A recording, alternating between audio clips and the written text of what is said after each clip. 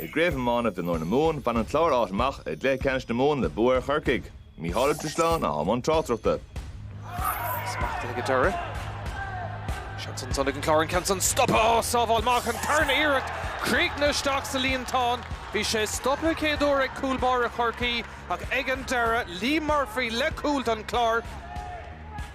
Spás an isgus Bertig bhfuair an áitiúil tar ag Kevin Beechner fé scór for sé cúlín má níos luúth an Canson níos fear arís go dainn.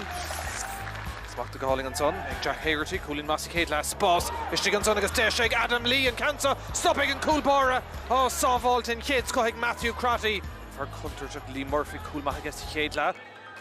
Trí cúl sa cléidirna chuina Hiberdáin deisir cúlín in ish an Canson go halíonanta Haran Trasna an cúlín an Canson ag Lee Murphy ag an chlár ríis beidir bhfuil oscailtí anta deisir an chlár ar cúl an Canson I meitheisteach agus tá cúl cinúnach eile aimsethe ag an chlár ag stad cinúnach sa cléthe agus an adó Gheirigh sétanta is Super Value Park i cuimh an gnóidénta ag an chlár